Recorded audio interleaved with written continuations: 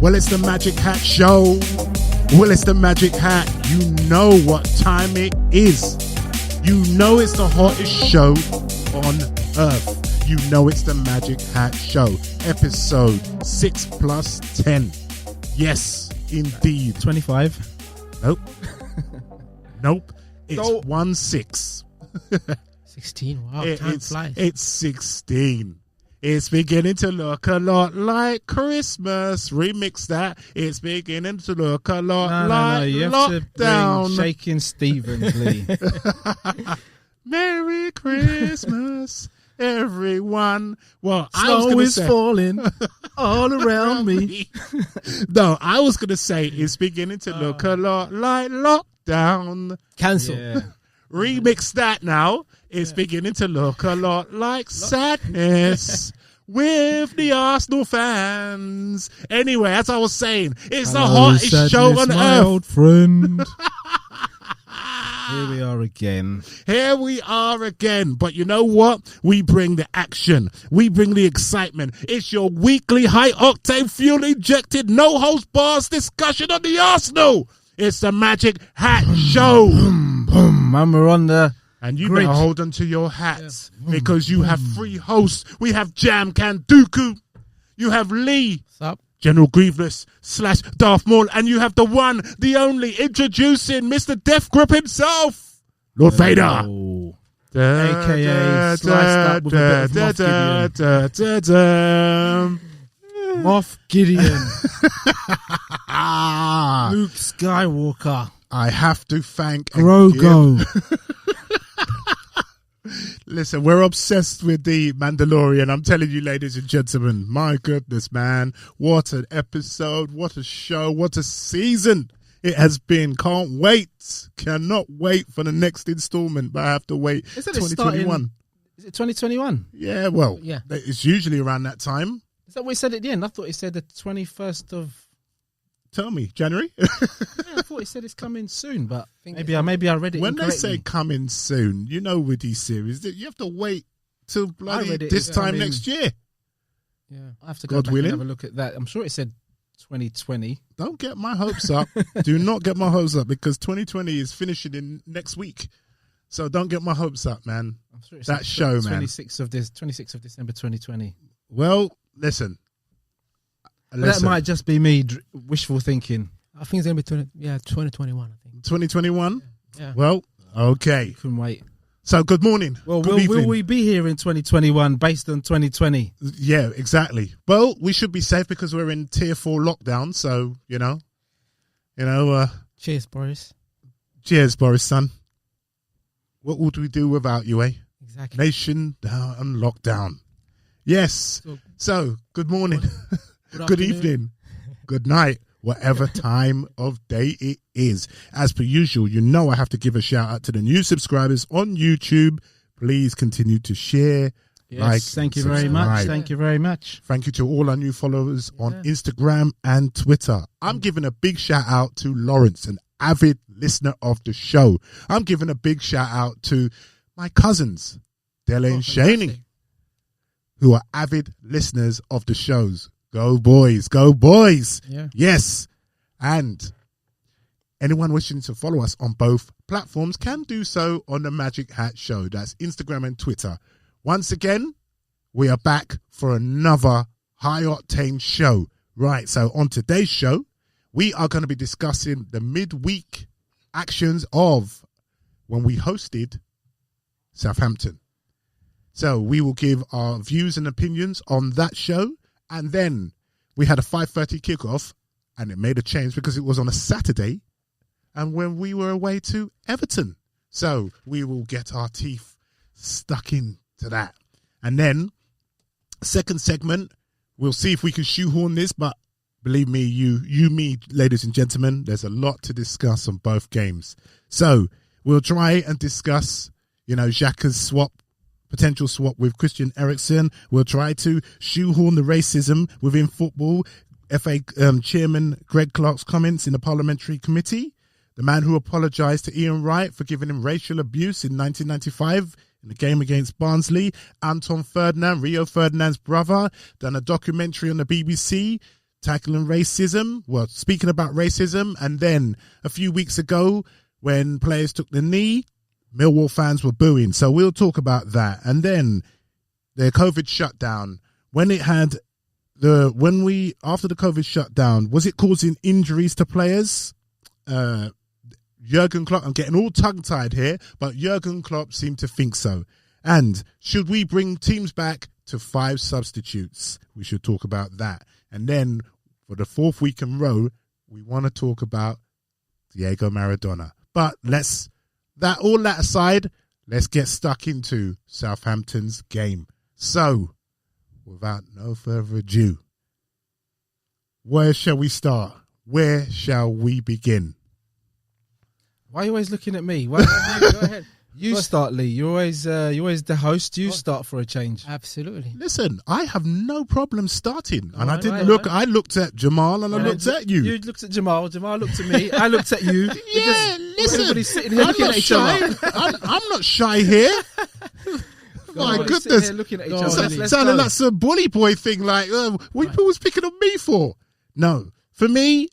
Right. So I was optimistic. Spread it around. Listen, I've no problems. Right, so for me, Southampton's game, I was optimistic. I thought that the Burnley game, we were, what can I say? I just felt that... lackluster a little bit. No, I wouldn't say that with Burnley. I saw signs in the second half that we could do something in the Southampton game. Yeah. So I just thought it was unfortunate because we had a sending off of Xhaka Khan. Yeah. In that game. So moving forward, we faced an informed Southampton. 100%. So I was like, I still think we can do something because I was encouraged by the first 15 minutes in the second half of the Burnley game. So I thought if we can transform that into this game, we can do something. I had a feeling Wally Walcott would turn up. Yeah. To be fair to him, he's been playing well. Well, after being exiled from Everton, he had a point to prove, didn't he? 100%. You know, and he's in the side for an informed Southampton. Yeah. Took his goal well. A lot of people saying, "Oh, well, he never done it for Arsenal." No, I remember on several occasions Walcott did finish, and he was one of our best finishers, 1-on-1. You know, we could do with that right now. Yeah. We could do with Walcott right now. But in terms of the game, I felt that we showed Southampton a little too much respect, personally. From the go, yeah. Yeah. I kind of understood what they were trying to do. They were just trying to be patient. But then I think what teams' game plans are now, which I can see from your Villa to your Wolves to your Burnley, is let's score first. And then what we'll do, we'll create a low block. Retreat, yeah. And then what we'll do, we'll get Arsenal on the break. Because that's been our Achilles heel. That's been our Achilles heel, is that offensively, you know, we lack creativity. We discussed that on last week's show. Yeah.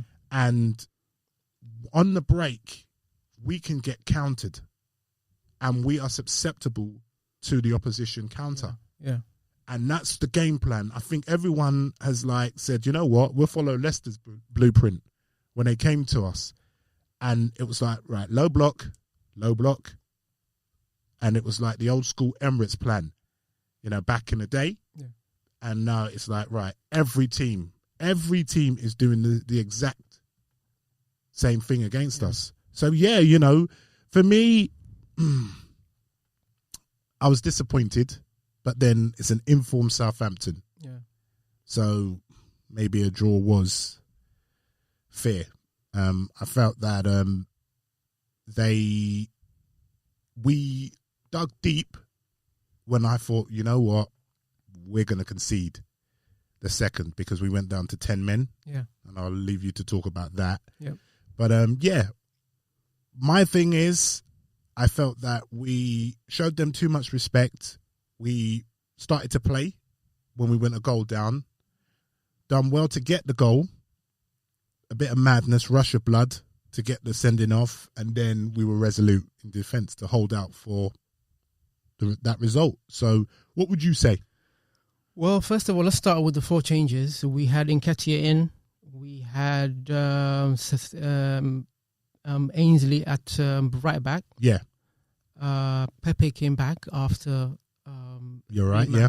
3 match suspension. Mm-hmm. And we had, who was the other one? Ceballos. Yeah. So those were the 4 changes, right? Yeah. So I think the actual thing that worried me from the go is that we do this in recent weeks where immediately we give the initiative to the opposition. We retreat.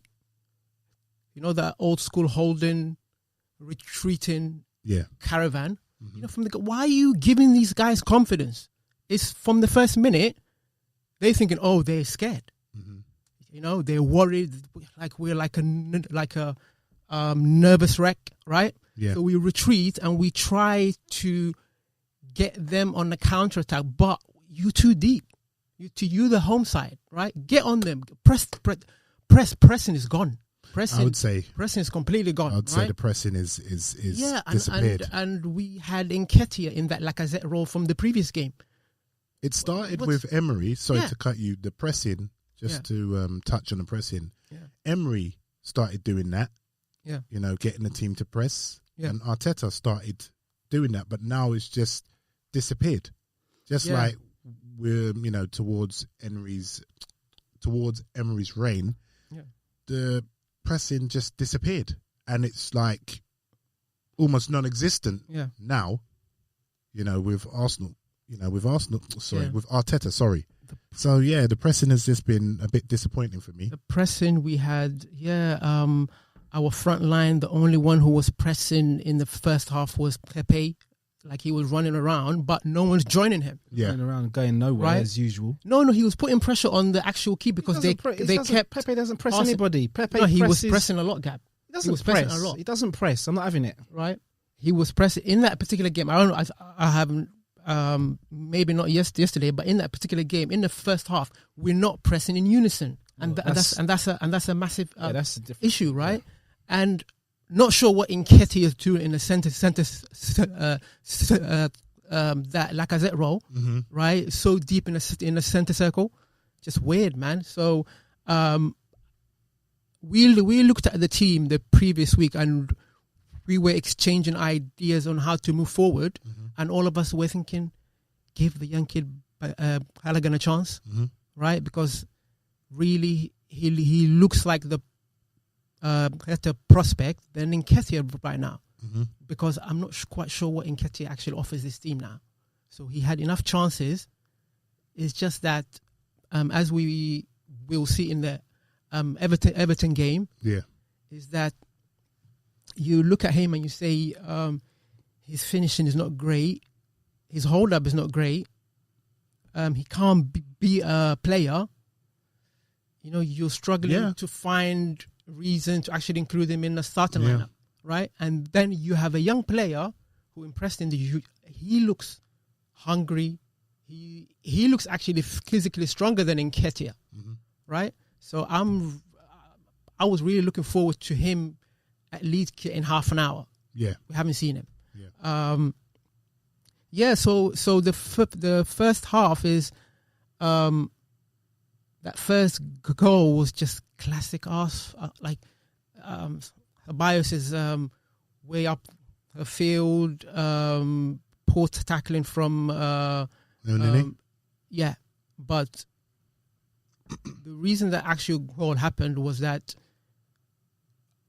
throughout that first half, you see Gabriel, he doesn't trust the 2 midfielders, so he's coming into midfield. Yeah. Well, he shouldn't, really, because he was kind of at fault. He was partly at fault for that first Walcott goal, but you see the problem is that he doesn't trust these people in front of him, so he's coming out and doing the pressing himself. Yeah. So he came, missed the tackle from Momo was really bad. Like he slide tackled, missed actual tackle, and we got caught. Yeah. Completely open. Yeah. Right, and We've seen that finish from Theo Walcott against Tottenham in that 5-2. He can finish. He's a good finisher. Yeah. Right. So, yeah, I was really like the first half was just dead. Yeah. There was nothing. We huffed and puffed, but really, after the break, we came out flying. People were. The touch was good. The passing, the interchange was good. Saka was on the ball, right? And he created that goal. Yeah. With a great mazy run. So, everything looking great. And then we get the man sent off. Yeah. Right? And to be fair to our defender, he committed 2 fouls and he's off her field. So like the two fouls that he committed was really unlucky. Yeah. But he should know when you're on a yellow, don't put your hand on a striker. Just don't touch him because he's looking for reasons to send you off, right? So, but what pleased me was after that, with our back to the wall, we showed some grit. Yeah. Right, and on another day, we could have nicked it right at the end with that holding chance. It was a great chance. To be fair to them, they did have 2 chances. They did have 2 chances, yeah, but you would expect that with a man down. No, I'm saying they had chances as well to 100%. Yeah. They like you said, they're an informed team. Yeah, and they move the ball. They look well organized. Yeah, they're really up for this game. They were coming to win, not to just protect a point or anything. Yeah. So Gab, what did you think? Well, I was not expecting much out of that game, to be fair. What was your predicted score? I was 3-1. I think I predicted a win. I think I put a 3-1 loss or 3-1. I put 3-1. I can't remember whether it was a win or a loss. But I'm sure I didn't think we were going to win. No, I don't think you did. Yeah, I think we. Yeah. I know you did. I know what you said. I know what you said. The reason why you said it. Yeah. But Walcott and Southampton played well, but we just made them look a lot better than they are. There was points in the game, like, if we can, the way we came out in the second half, if we can put that across from the start of a game and put teams, like you say, on the back foot, then things will be different. But as soon as the game starts, and I'm sure it's not coming from the manager, I'm sure the manager says to them, get on the front foot. But there's a psychological issue now where they come out, and as soon as the opposition get the ball, the first thing they think is, we don't want to concede early. So they drop back, and which just means that the opposition just move the ball forward. Yeah. And then the pressing at Arsenal is non-existent. We have lazy players. Yeah. We've got lazy players. No one presses at speed. And you could tell me all you want about Pepe and his pressing the goalkeeper. It's all well and good pressing the goalkeeper. Now and again. It's all well and good pressing the keeper because you know what the keeper's going to do. The keeper, you can sprint as much as you like towards the keeper. All the keeper's going to do is hoof it. And then you've fooled everybody into thinking that you're actually doing something. The time you need to press people is when the ball goes to the right back or on Pepe's side. That'll be the left back. Press him at speed. I know I like to keep going on about, what you do at amateur level, but I don't see any difference between the things you do at amateur level and the things you do at professional level, other than at professional level, you're much better at what you do. You're fitter, you're faster, you're stronger, you've got better ball control, you can shoot better. Yeah. But the basics of football are the same across amateur and professional level. Yeah. How many times have you heard? We've all heard it, we've all said it. On his touch. Yeah. Test his first touch. Yeah. But the opposition, when they play Arsenal, they get a good first touch, get a good second touch, get a third touch, a fourth touch, And then they can look up and then, they can ping a ball to whoever they want. Yeah. Pepe doesn't press anybody. Pepe ambles towards people. Yeah, he does. Nketiah's another one, ambling towards people. Gosh. Yeah. Don't even get me started on Willian and his pressing. Yeah. We don't press anybody. Yeah. So by the time our forward line has got to the person, the ball's been passed around them and then they're on our midfield. Yeah. Our midfield doesn't press anybody. They're non-existent. The ball gets passed around them. They're onto our defence. Yeah, it's true. And as soon as they're on our defence, the defence can't make any rash challenges. Yeah. So they're just jockeying. Yeah. And we're in trouble. So for me, I watched that first half and I was at a loss as to what is going on with the team. For me, it seems like, first of all, starting from the top, Arteta doesn't help himself in that Southampton game. For me, Eddie needed to come off earlier. Mm-hmm. He's made a choice that Lacazette's not good enough. Yeah, which is fine by me. Yeah, because he's not. Mm-hmm. He's decided to go with Nketiah.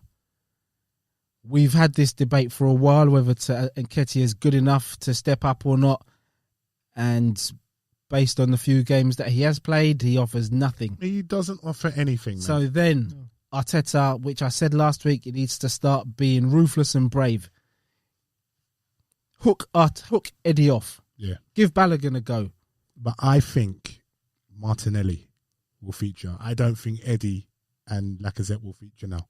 I hope so. I really do think Martinelli. I think he's been waiting for Martinelli because you saw. We're going to go into the Everton game, but you saw what Martinelli brought in the short period of time that he was on. Exactly. Control the ball, spin and shoot. Yeah. Energy. Yeah. Not this lackluster nonsense. Get the fuck out. Eddie can go. I'm sorry. Yeah, no, it's true. Lacazette, he's going anyway. Yeah, it's true.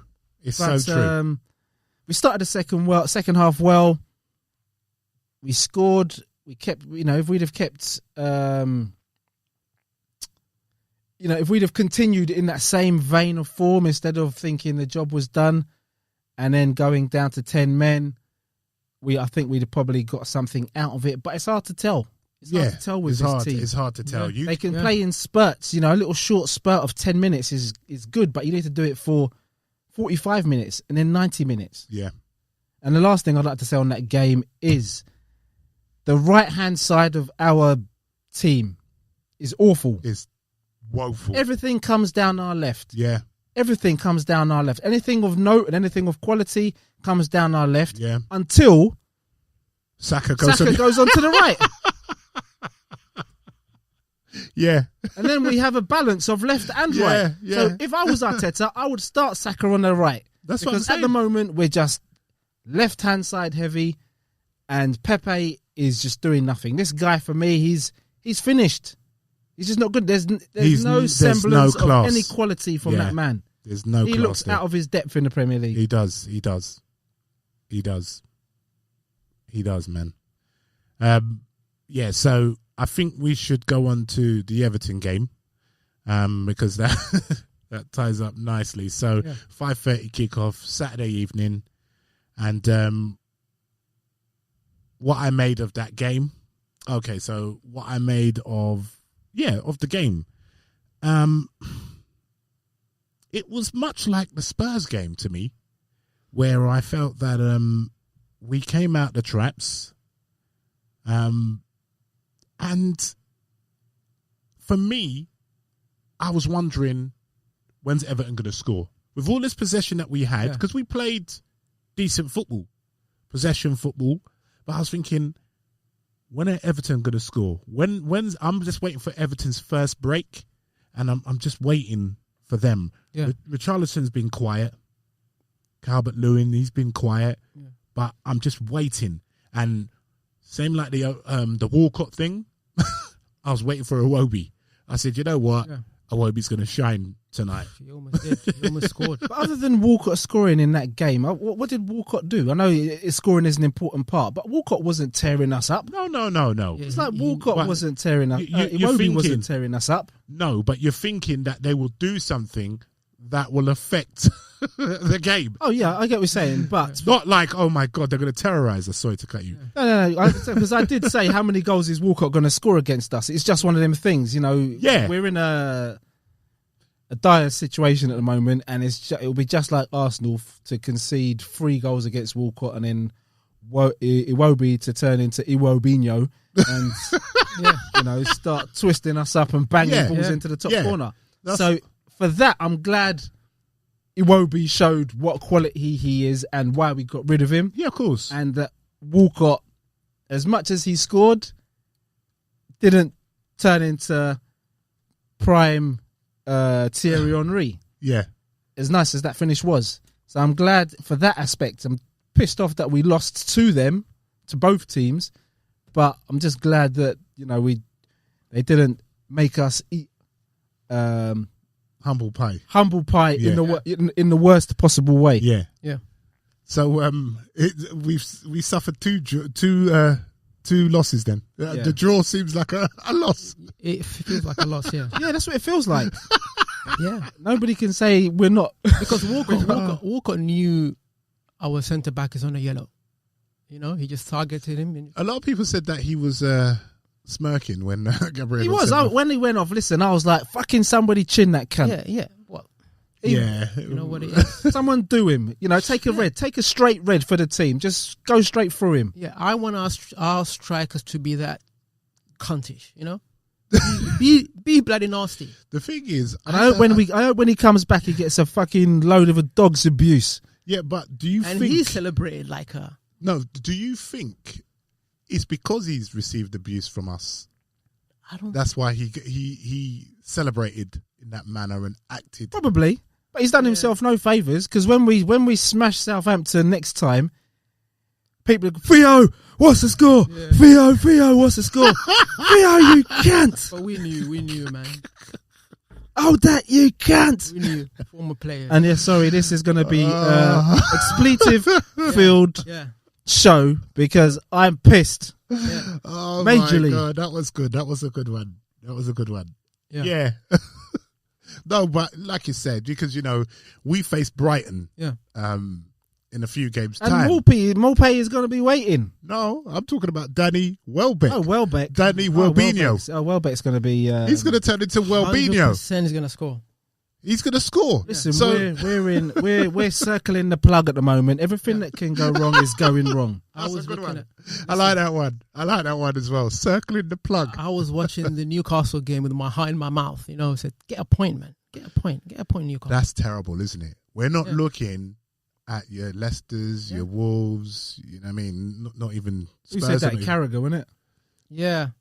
Is that what you said? Carragher said the same thing while football was on. Yeah. He goes, the sad thing is Arsenal are not looking at Man United and Man City. Yeah. They're worried about tomorrow, you know, tomorrow or Tottenham tomorrow. Yeah. I'll tell you exactly what he said. I'll tell you exactly what he said. Arsenal won't be worried about Tottenham or Manchester United tomorrow. They'll be worried about Fulham and Newcastle on the way home. Oh, that's sad. But that's where we are. That's sad, man. That's a sorry. Yeah. We're in a sorry position, man. Wow. Wow. So we're in the relegation. We're in the relegation dogfight at the moment. I wouldn't say we're in a relegation dogfight just yet. We're in a mid-table dogfight that we can't get ourselves out of. We're on the verge of dropping into a relegation dogfight if we can't get any wins. So, but I'm expecting us to get a win at a time when we least expect it. Chelsea. I said that about these last 2 games though. But we're going to get a win when we least expect it, because at this moment in time, I can't see where we're getting a win. Exactly. Me neither. The perfect game to actually get a win is this But you know what, right? Premier League game. You know what? Right? The next game is Chelsea. Yes. But you know what? And I know I'm going to sound like a numpty for saying this. I've looked at the string of games. There's about 5 winnable, on paper, games. That's the Premier League now, Lee. There's no easy games. I'm not saying it's easy. Games. I'm just saying, because it's not even that. Sorry to Fulham cut you, Jamal. Yeah. The difference for me is no fans. I know the players are not good enough, but if the fans were there, the players would step up their game because they would get more abuse. Not abuse, they'd get a lift. look at the difference Fulham fans made to their performance the other day. Look at how Everton were performing yesterday with their fans. That guy, the right back, is it the right back? The left back or the right back chased down somebody, made a big tackle, and the fans, all 2,000 of them, were cheering, and it was like the energizing feel that you must get from having your fans on your side, even if it's just 2,000 of them, must make a huge amount of difference. At the moment, it's a training game between two sets of highly talented players. There's no pressure on the away fans. Yeah. There's no pressure on the home. There's no pressure on the away team, sorry. Yeah. There's no pressure on the home team to perform. Yeah. And at the moment, they're all equal. Yeah. Then the home team are not getting any lift. If you put in a big tackle and the fans, yeah, come on. Or like, come on, Arsenal. Come on, Arsenal. Yeah. There's none of that. There's no 12th man. Yeah. As much as, Arsenal is ridiculed as a library, there's times when the fans do get behind you need fans. the team and they push the team. For every club. And at this moment in time, the players need a lift. The manager needs a lift. And the fans aren't there to give them a lift, and they can't get it from anywhere. I just think, man, the confidence is shot. Yeah. The confidence is shot. They need the fans. The fans need to lift it. Where are the fans? It's just everything's going wrong. Yeah. Bookings, and we've just got into tier 4. Injuries, everything is just going wrong for Arsenal. But then, having said that, you saw the fans who turned up the other day to Arsenal, and one guy's sitting there with his fucking mask on his face. Yeah. Looking it's ridiculous. like, come on. Yeah. Instead of encouraging, cheering up the players. Yeah, you've put your name into a ballot to turn up. The team is going through a significantly difficult period in its history. It's true. And the one time, you've specifically asked to go. Yeah. The team are playing poorly and you're sitting there with a fucking mask on your face. Yeah. And get up and make some noise. And it wasn't like you're going to be a meme. It wasn't like we were getting thrashed. It was one. It was one goal. One goal in it. It's like, come on, make some noise. It's like, it's Arsenal true. fans at times, especially, I don't know. I'm not going to say he's one of these middle class fans or whatever because I don't know who he is. But what was the point of putting your name down in that ballot if you're not going to go there and make some noise and support the team? Yeah. What were you going there to for? The end. Yeah, till the bitter end. And fans were leaving early again. I heard. Is there a fire drill? Where are you going? Yeah. What, is there going to be a crowd at the station? Exactly. Why are you leaving early? Is there going to be a stampede of all 2,000 people? Fucking idiots. Yeah. When I go to the games and people start heading out. There's this guy. He starts singing, is there a fire drill? Is there a fire drill? Oh, Tottenham fire drill, yeah? It's I don't understand why I've never left any game early. Yeah. I've never left any game early. Yeah. It just baffles me. But back to the Everton game. Yeah. So we go a goal down. And like you say, we're getting own goals, we're getting red cards, where everything's happening. When it rains, it pours. Injuries, you name it. So we go, a goal down, own goal. I thought it was a good goal by Calvert-Lewin, but it's been chalked off as a holding own goal. I was going wide. That's why. Yeah, it was going wide. Yeah, it was a great finish from Holding. I couldn't believe he actually missed. It was a great missed finish actual from header. Holding. Yeah. So then, I thought it was soft, the penalty that we got. So but we'll take it. What did you think of Holding being captain? That didn't bother me. I just couldn't care about that, and I was thinking, I'm not going to beat Arteta over the head with that. I thought it was a ridiculous decision. Ideally, I would like David Luiz or Tierney. Yeah. Tierney, ideally. David Luiz for me, him not giving Luiz the captaincy gave more credence to the story of a falling out between him and Luiz. Yeah, it did. Yeah, it did. Because Luiz would have been the ideal choice, of course. But then I looked at Holding. I thought Holding's done nothing to warrant being a captain. No, he hasn't. He's put in no performances to warrant being captain, to lead a team in this crisis. But I knew as soon as I saw, because I looked at the lineup and I saw a C next to See Holding's right next- name. Yeah. I thought, oh, no, I'm not getting involved. Yeah. I said, no, because that's another one. That's another Rod. He's created for his own back. I said, you know what? Leave me out of this one. I don't want to know. At least give somebody the captaincy who's been a captain. Kieran Tierney, been a captain of one of the biggest teams on the planet. But everyone says that. That would have been everyone's choice, you know. So what kind of thinking was going through Arteta's head to make fucking Rob Holding captain? And I'd like to say, I'm not going to beat him over the head, but I looked at it and it was like... That wasn't the biggest howler. It just... How is... Right. What sort of news has Willian got on Arteta?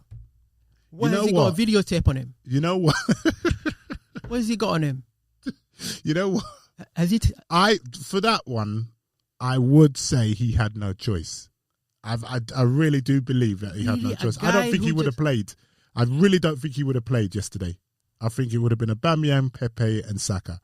I don't think he would have played. What's going on with Nelson then? I don't know. I saw him in training. Yeah, he was laughing injured in the training pictures. Yeah, he was injured a few weeks back. But I don't know. I don't know what happened there. I don't know. Maybe he's on his way back from an injury. Balogun is scoring the winner in under 23. And I'm thinking, we need you against Everton. I get you, but like I said, I'm not getting involved because there's too much. There's too much. I feel you, Lee. That's adding up. You know what pissed me off about that game again?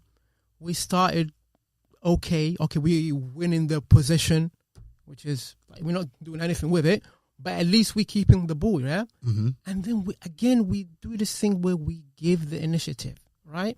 Just before that first goal, Keane, who picks up the ball from the halfway line, right? Oh, don't tell me about that. And he just walk in, and he's thinking, why do we always back off? No one's going to meet me, so I'm going to shoot. And we were lucky. Very lucky, right? And it's exactly how the goal came.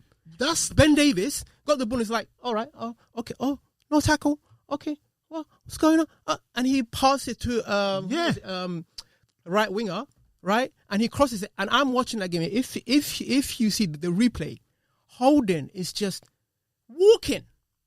He's walking. You got one job, right? That's the number one. Calvert-Lewin, he's one of the most dangerous strikers in the league. Yeah, right? You're watching him, right? Watch him, and he's miles away. And he's walking. I'm thinking, of course you're not going to catch him, right? And he was lucky that that he didn't get a proper header. He just missed it, right? But that own goal comes because you can't see the initiative. You're not proactive enough. You're not switched on. Yeah, this is our captain. And he gave him a captaincy. Yeah, he wasn't switched on. Yeah. Yeah, I think... Yeah, and I agree with you, Lee. We look good in sporadic, right? We keeping the ball. With Arteta came out after the game and he's saying we dominated, but really is... We didn't dominate. We dominated the ball because Everton let us have the ball. Let us have because they got that stupid goal, right? It's the theme of the teams, whether we play home or away. Yeah. The main thing, what teams are saying now, they're score first. We need to score first against Arsenal. They know they're going to score first. And they've got this feeling that we're not going to create much. Yeah. And even if we do try to create, crosses. The through ball, they ain't got no one to thread a through ball, one over the top. They're not expecting. Who we playing the ball over the top to? Without Aubameyang, who are we playing the ball over the top to? This is what I was going to come to, because when I saw the front line, I was struggling to see where the goals are going to come from. Because he had that chance. He had that big in Ketia had that big chance.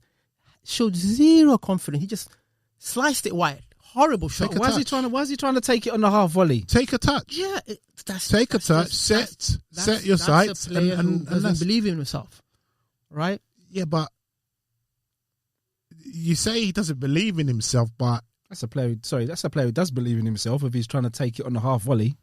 But and I'm hearing a lot of fans moan about how greedy he is. You know, how greedy. In what way? They're saying that he's, there's passes that are available, but he's got tunnel vision and he's just shooting or trying to take a Hail Mary full of grace shot. Yeah. So when I looked at the lineup, I thought, where the goal's going to come from? Where our threat, our goal threat. I didn't see it, and with Eddie, I've got to admit, from the time he hit the scene in the League Cup and he scored those 2 goals against Norwich, I've never been impressed with him. Yeah. He's a poacher. That's what he's good at. He's a poacher. I've never been impressed. Which goal poachers are not needed anymore. For Uber for the Southampton game. You could hardly get that wrong. Yeah. A lot of our players can get that wrong. Yeah. The way I'm sure he's probably passing the ball out wide then. Yeah. He's probably passing the ball to Willian. And it was, oops. Oh my God, don't mention that name. But, so I haven't been impressed with Eddie. My heartstrings are tugged because he's from our academy, and I want all my academy boys to do well. But it's just like with Eddie, he's a poacher for me. He's a poacher, and the era of goal poachers is gone. You have to have more strings to your bow. Yeah. As a modern day striker, and Eddie can only sing one tune. Yeah, which is ball in front of him, bang. Holding the ball up or bringing anybody else in or creating for himself. He's just not got. I just don't get the feeling that he desperately wants to actually play. Right? Of course, he wants to play. He wants to play, but I don't see that hungriness. Football is your childhood dream. We've got a young man who we're trying to get signed, right? Mm-hmm. Who wants to play, who's hungry, who's telling Arteta, listen, I'm not going to sign that contract if you don't play me, right? And he's out of the squad, not playing. He's scored in Europe. He's scoring every game that he plays, right? And he looks physically more suited to the role that Arteta wants Nketiah to actually play. Mm-hmm. So I'm thinking is, how are you going to convince this guy to sign a contract when you can't play him? Well, this is just what we're talking about, though, isn't it? This is really frustrating. This is part of the issue that Arteta has. He's sticking with players for some reason that he hopes are going to dig him out of the shit that he's in. Yeah, but these players are not digging him out of the shit. They're covering him in more shit. Like I was watching the warm-up feed, right? And Willian, if you need a goal, Willian is the last person that you should pick. He has 2 shots, warm-up shot, right? That went up, killed the birds, killed the flock of seagulls, right? And he did the exact same thing in the game. He had 1 shot. Yeah, but Arteta's gonna die by these decisions, and I'm not Arteta out by any stretch of the imagination, but I'm losing patience with him sticking to these same players. But, you're in a dire situation as a manager. Yeah, you don't. It's like Lee. In life, you're in a situation where you're in deep shit. Yeah, you've made a series of decisions in your life, say, and you're in deep shit. You don't go and carry on making those same decisions thinking you're going to get out of it. You think, you know what, I need to try something different. Yeah. This is the stage Arteta's at. I need to try something different because what I'm doing at this moment in time isn't working. Yeah. You've got nothing to lose by playing Balogun. You've got nothing to lose by playing Emile Smith-Rowe. Yeah. You've got nothing to lose by playing Ainsley Maitland-Niles in the middle of the pitch. Yeah. What's the point of playing Ceballos in the middle of the pitch? Ainsley Maitland-Niles did a series of moves at right back where the man was just calm under pressure. Yeah. He won us that pen, right? It was his movement.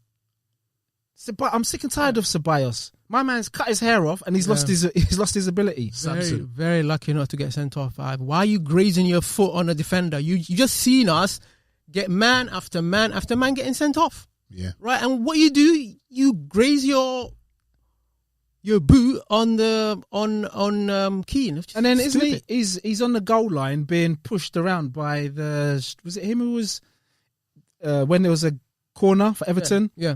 And it was Leno, and then I think it was Ceballos, and then there was what's his Everton name? Colgate player. or something like that. Colgate Shine. Yeah. And he was just leaning into Ceballos. It was like, come on, Show some strength. And Sabas was trying to push him with his Mr. Burns strength. It's like, come on. Smithers. He's too feeble. He's too weak. And it's like, where's Leno?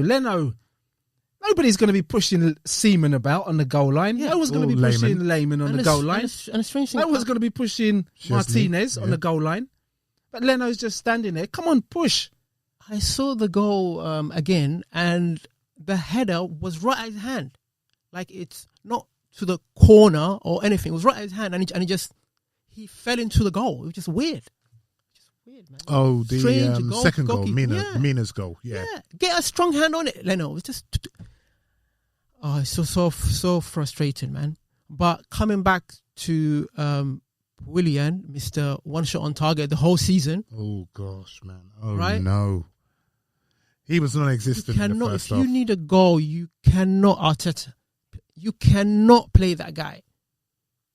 But like I said before, do you think he had any other choice? Yeah. What choice did he have? Honestly, because he didn't play him Wednesday. You know what? What choice did he have? I was thinking about what you were saying, and let's look at those lot down the road. If Mourinho was in the same situation we were in, you know what he'd do? He'd play a holding midfielder out there and make it difficult for the team for the opposition to get crosses in. He just string a load of central midfielders. Right, you're not doing your job as a right winger. I'm going to play a central midfielder out there. And listen, when you go out there, just run around, make yourself difficult. Don't allow them to get crosses in. Yeah. That's what Arteta needed to do. You know what? We haven't got the attacking nous, but we haven't got the defensive nous. We haven't. So the position we're in, get somebody who's defensive minded. Just play them out there for a couple of games until you get your preferred players back. I don't know who he's going to... I know you're going to say who's he going to play out there, because based on current performances of El Neni and Ceballos, I would risk it and play Emil Smith-Rowe out there. Yeah. At least he's... wing. Yeah. He's not going to be full of tricks. He's probably going to be safe. Hungry, He's going to be hungry. He's going to run up and down. He's going to make life difficult. And he's 10 times more likely to score than this guy. Yeah. He's got more legs than Willian. I don't understand why Arteta's... Well, I do understand why Arteta's playing him. Arteta's playing him because he bought him. Yeah. So he's desperately wants him to do well. He's tied that anchor around his neck, and that anchor's dragging him down. But anyhow, Willian plays against Chelsea. My patience is going to wear even thinner with Arteta. We need dynamism. We need athleticism in midfield. Play Ainsley Niles in midfield. Well, he's actually more likely to actually score than any of our forwards. It's just, man, when it rains, it pours, because I see this man. I see him trying things. Trying things week in and week out. That Jose comment, you know what he will actually do? He'll play 2 fullbacks on either side. And no one's going to score. Yeah, true. All right, so Brian. Shout out to Brian. He said for this game, Xhaka and Bellerin weren't playing. So basically, we can't blame those two for yesterday's defeat. No, but the problem was never just Xhaka and Wednesdays. Bellerin. They are a huge reason. They are responsible. A huge part of the problem why we in this spot, right? Is they've done all the damage. They did all the damage. Foul throws, right? red cards, throws, conceding goals, right? Yeah, and it's not just them. Like, that point is relevant. Yes, I agree with Bright. It's not just them. It just highlights because they ain't played for 2 games now. Yeah, but it was never just about them, was it? Nobody ever said it was just Bellerin and Xhaka. It was Bellerin, Xhaka, Lacazette, like Willian, like you said, Holding. Like you said, if you give Xhaka a specific role, but in this the way that we're playing with this 3-4-3 or whatever you want to call it, this expansive game, you can expose people like Bellerin who's struggling, Yeah. Xhaka who's struggling. The actual game plan does not help these players. Yeah. So it's not. I agree with Bry. It's not just them, but they are also a huge part of the reason is why we are in this mess. Yeah. Well, did you see the stats? They made a comment about Holding, saying this was his 10th Premier League start for the first time ever for Arsenal. He played 10 games in a row. Mm-hmm. It's like this is our level right the now. level of player we have. You've been at the club for what now? 5, 6 seasons? Yeah. And this is the first time you're playing 10 games on the spin. On the bounce. And then you're getting made captain off of the back of it. Yeah. We have a long list of players, which I said about 2 shows ago. 11, was it 11 to 13, innit? Did 11 you to say? 13 players we need to get rid of. Xhaka, Bellerin, Lacazette, I don't think Willian are amongst the top players we need to get rid of. He's not going to get rid of Holding. Why? When he was almost out the door at the beginning of the season. Listen, you don't think he's going to get Holding at the end of the season? I don't think he's Holding's finished, mate. If Arteta has a job, that is if he has a job. Yeah, big if Arteta has a job come the end of this season, there's going to be a mass clear out of players. He'll know. He can see. Arteta. Yeah. All our chickens are coming home to roost. Yeah. You know, Wenger buying Holding, sticking with Holding. Wenger buying Chambers, sticking with Chambers. Wenger buying Kolasinac. Wenger buying Xhaka. Wenger sticking with Bellerin. Yeah. You know, Lacazette. These players who most other teams would have said, sorry, you're not good enough a long time ago. We've rewarded them and kept them and felt sorry for them. Oh, he's injured. And so what? This guy's a multimillionaire. You're no good. Out the door. We're going to get somebody else in. Yeah, just to touch on your point, shout out to my friend Wayne, because he's a Liverpool supporter, and he brought this up. He said, why are you relying on a 19-year-old? A 19-year-old, Saka. He's a good player. Saka is showing Pepe, who's supposed to be a senior member, how to play down a position that's not his. It's not. I wouldn't even say that we're relying on him. It just so happens that he's our best player. Yeah, he's a fantastic player, and it also highlights. And we're waiting on another 18-year-old to come back. Yeah, Martinelli, and he also highlights how many players. How many youngsters that we have on our books? Gabriel, that lift. 22. Yeah. He's been our player of the season. Yeah. Kieran Tierney, 23. Mainstay. Bloody Martinelli, 18. Yeah. Well, we're waiting for him. We're waiting for him to save us, to get us out of this mess. Balogun. Saka, 19. Yeah. It's funny. It's funny how the youth. You've got a good crop of youngsters. Make use of them. The experienced players. I'm looking at ESR. They're just panning. I was watching a foreign feed, and they just kept going to Smith Rowe. Yeah, and he's just sitting there looking glum, watching average football like players just take his spot. Yeah, experienced players that are not showing the way. Like Saka playing well is a positive. Yeah, but he's he a needs very good experienced players. Yeah, he needs experienced players, to show him the way. Yeah. But when Lacazette came on, did Lacazette look like he was even bothered? A threat? Not even a threat. Did he even look like he was bothered? Did he? Probably not. Was he on his toes when he was on the touchline, or he just looked like he's been dropped, so he's pissed? You know what? I'm not even gonna say that I could say I saw that, because I felt that he did try. Yeah, when he came on. I didn't see that. I looked at him when he was coming on, and I was like looking at a person. I was looking at a person who you've been dropped for the last few games. What is your mental state? We're hearing about the interruptions behind the scenes with Arteta and senior players. These are players who know they're on their way out. And Arteta, like you said, he's trying to find a way to get this team to move forward, and by doing so, he's dropping first team players. He's putting noses out of joint.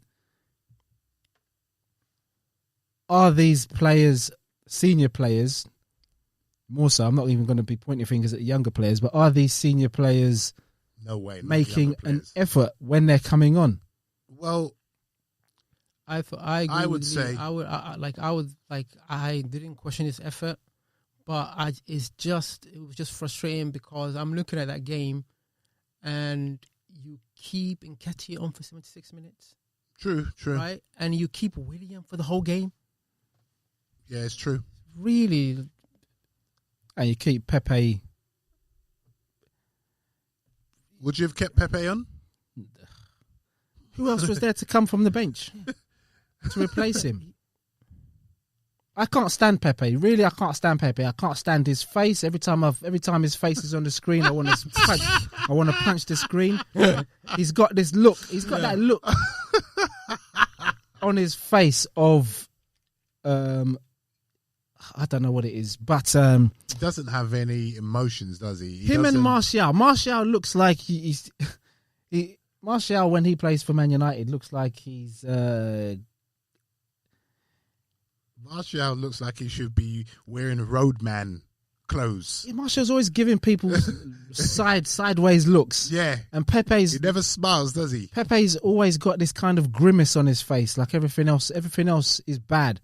He did some dribble in the second half where he went past somebody and he tried to lay it into the I think it might have been to Lacazette or to Eddie, and it was miles away from him. Yeah. And then you saw him, he'd continued his run, and you saw him jumping up, throwing his arms in the air, and it's like, well, who else are you going to blame other than yourself? I know you're having a bad game and he's probably beating himself up, but just play it simple. Yeah.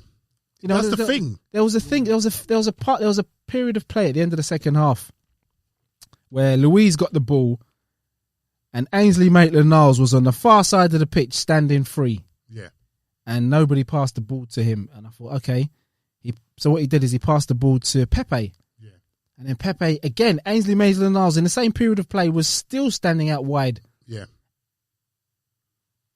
Free on the touchline. He was standing there with his arms up in the air, in fact, trying to get somebody's attention. Mm-hmm, yeah. And Pepe took the ball, and if Pepe had any awareness of what was going on, he'd have just taken the ball and passed it out to Ainsley. Yeah. But no, Pepe wanted to come inside. I think that's when he took some kind of weird shot. It's like Ainsley has been free for the entirety of this 60 second passage of play, and not one of you has the wherewithal to spread the play out wide. Yeah, the awareness is shocking sometimes.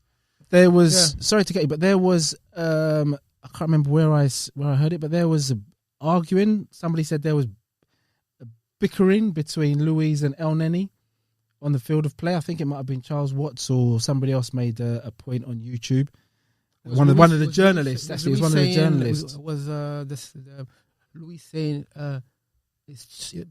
What was he actually saying? They were arguing. Luiz wasn't happy with El Neni passing the ball backwards. This is one of the journalists. Oh, okay. And he was telling him to turn and move up with the ball. Yeah. Because El Neni was turning, and every time he got the ball was always backwards and sideways. Yeah. So, Luiz, it was one of the journalists, that's it, who said that there was noticeable bickering between Luiz and El Neni. Yeah. Luiz wasn't happy with El Neni passing the ball backwards all the time. Luiz was telling him to take the ball, carry the ball forward. Yeah. And if you notice, how many times did Luiz actually carry the ball forward himself? Yep, he did. And on Match of the Day, they did point this out. The movement when Luiz had the ball, he did, was anonymous. People were blatantly hiding. Yeah, they were. Yeah, I've got to give it to David Luiz. Yeah, I was going to point that out. David Luiz, he was trying to carry the fight, just like Gabriel as well. He had Rick Carlson by the scruff of the neck. Get off the pitch, man. Get off the pitch. Speed things up. But yeah, we are. He should be captain, for God's sake. Well, I didn't understand what was going on there. But a couple of times we did. I thought. I think for me the problem Arteta has now is the fans haven't.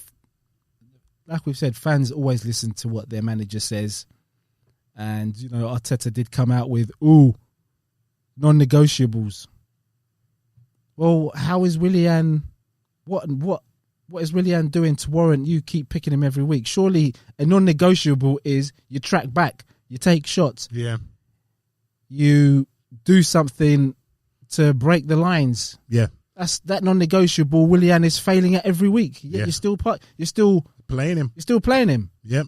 And Xhaka hasn't apologized yet. That's for me is a cardinal. He Yeah. hasn't said anything. He just Sin. That guy is and arrogant you know anyway. for a fact he'll just walk back in. He's you arrogant. know for a fact. He's a very arrogant player.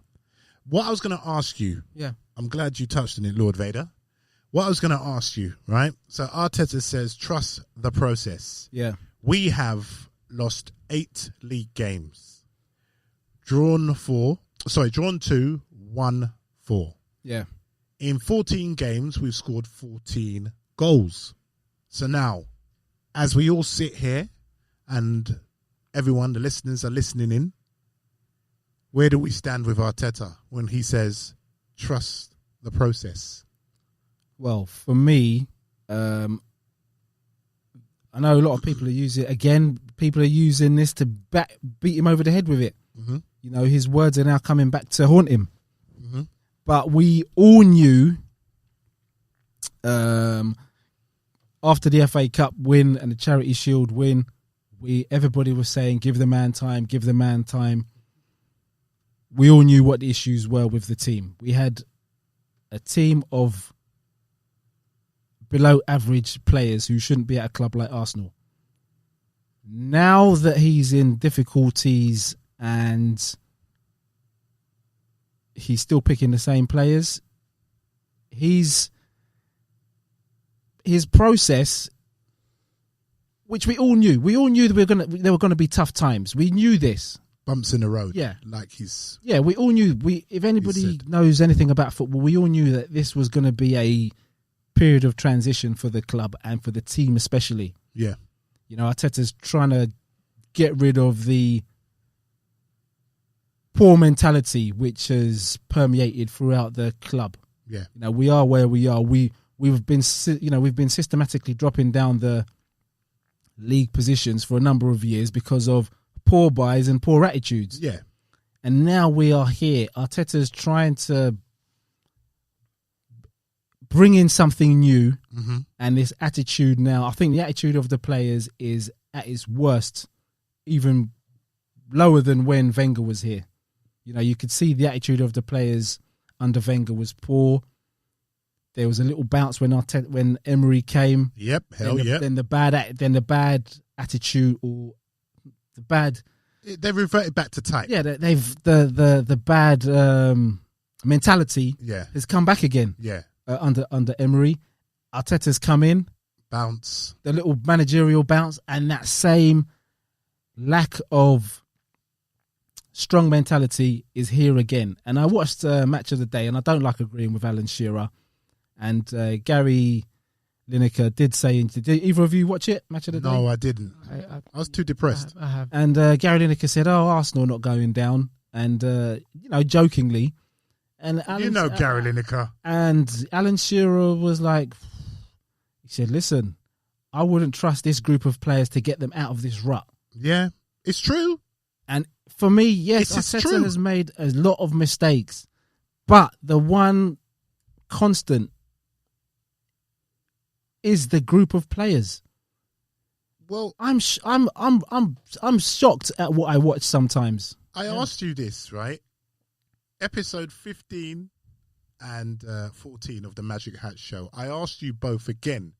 With Pochettino and Allegri, those are the names that are bandying about, right? Yeah. What do you think they could do with this team? Nothing. First of all, nothing. And sorry to cut you, Jamal. Yeah. It's a manager is going to come in. If Arteta gets the sack, a manager's going to come in. The players are going to bounce. They're going to be playing for a new contract. They're going to be doing the same things they've done before. Jumping through hoops. Yeah. And then when things get difficult, which they will, the same attitude is going to come around again. the club now is that the Arsenal Football Club are at a crucial juncture. Yeah. Or a crucial junction for decision making. Yeah. You know, this January window can't come quick enough for me because they can't wait till the summer. Yeah. They need to be making big decisions this January. Yeah. Because they need an injection they need an injection of strong mentality. Shout out goes to my mate Duffers. Yeah. He brought this point up. Do you think Arteta is too young? And when I say too young, Duffers said that it's because of his age. Some of the senior players are his age and they class him and see him like a mate rather than a manager. And because of his lack of experience, he thinks that might be one of the reasons why they're not really conforming. Listen, lack of experience is a huge thing. It's a huge thing. Yeah. You know, but the proof has been in the pudding through the silverware that he got. Yeah, but he got the silverware, yes. Luck. But there's no luck. Otherwise, exactly. Somebody else would No, have but won that's what I'm saying. Because it seemed like that was going to, springboard off your tongue. No. But the thing is that if you look at the caliber of players that we have, right, we should not be amongst Fulham, Brighton. What caliber Burnley. of player? No, we should not be 15th. We should not be 15th. This is the right? caliber of player we have. No, but we are 8th. Where do you think? Where do you think our caliber of players should take us then? No, but we should not be 15th. But where should our caliber of player take us? We should. 10th at best. The squad that we have. All right, let's go. Let's go. Let's. Where did we finish last year? 8th. Xhaka. Right? What team? 8th, what yeah? team does Around Xhaka get team. into in the bottom 6?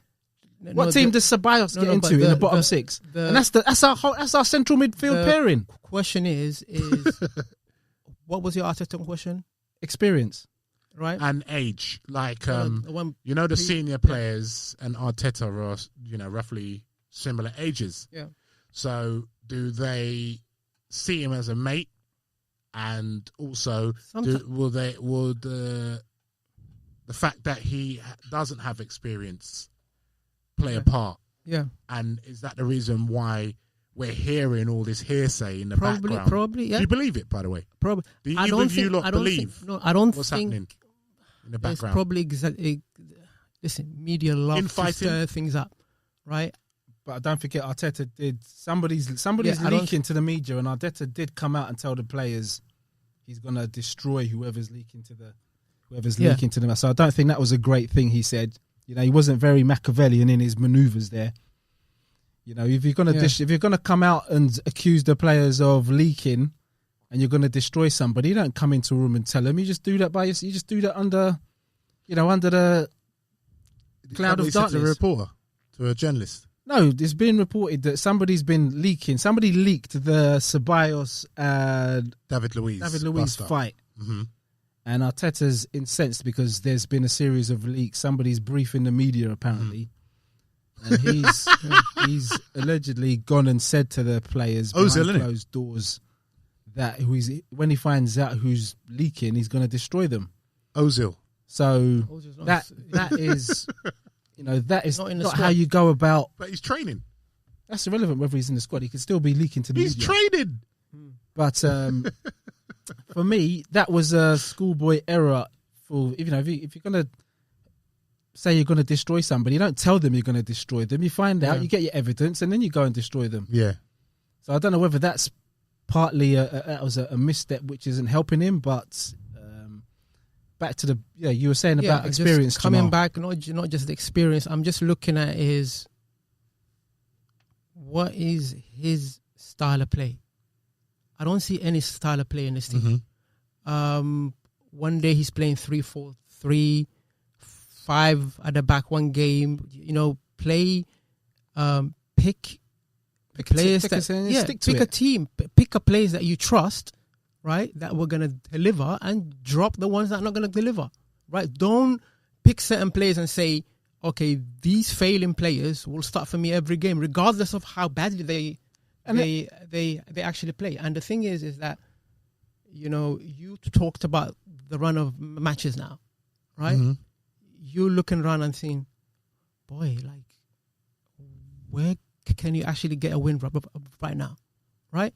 And the more you lose, right, the more you lose. There's a big Chelsea's up next, massive game, And they need to win because they've And they need lost to 2 on win. the bounce. Yeah. They are under pressure also. So Right. they're going to come out. And they've got Exactly. youth. They've got youth and legs, and They played all the youth, right? And that game looks like do or die game now. Losing that game could all be we in need to do serious is get to January. Please, just get to January. All right, I've got breaking news for you. Reports coming from Italy that say Max Allegri is learning English so that he can reject Arsenal. Yeah, I saw that one earlier. So all these people calling, all these You know people, what? all these people. My calling, eyes was like open. It was wide. Allegri, learning English too. I saw that sworn him. I loved it, man. but people are calling for Allegri. my What's God. Allegri going to do if he speaks Italian? Who speaks Yeah. Italian here? Who speaks Italian at the club? Well, the thing is, they were mocking bloody Emery. We're in a shambles. I'll tell you what, though, starts from the top. The one thing I will say is we need to stop getting gassed, because we were like, remember with El Neni, the Egyptian, king. What, the like Egyptian, an he's back and Egyptian. all this. Now But you look know at him. what? You know But what? right next to His partner Partey has been missing, and I think that is the best combination. yeah, it is. You know, I know what you're saying, that he should have more in his locker, but I do believe he does feature well. I'm not. I've looked at him and I'm like, you know what? I'm not being. No, but I'm not right being next to swayed. Ceballos, he's the problem in that game. I'm not being swayed. Look. point. What I'm saying, Please. sorry Yeah. to cut you, right? These players are not mainstays. We just need them to get the job done so that we could turf them out. It's a So combination. for now, we need these type of El Nenes to just stay there, and then you know what? Yeah. Surplus to requirements, El Neni, you're what out the door. What I like about him is most games he will give you 7 out of 10. Mhm. You need those kind of players, those consistent players. Every big team has them, right? They're not first team, but when they come in, they will do a job, Mhm. right? The thing is him right next to Ceballos, he looks terrible.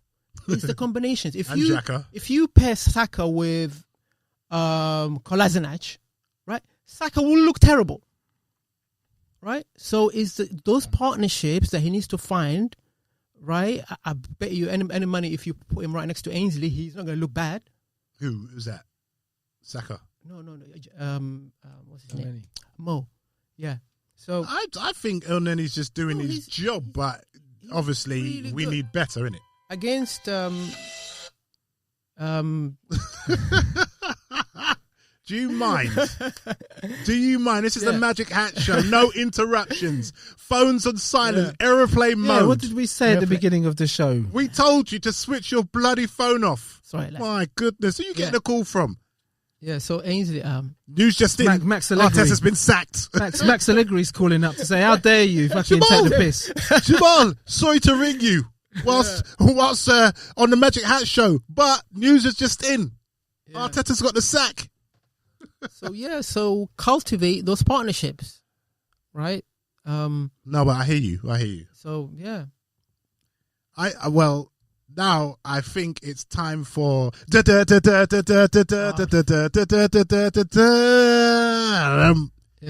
the player ratings. So how are we rating yesterday's performance individually?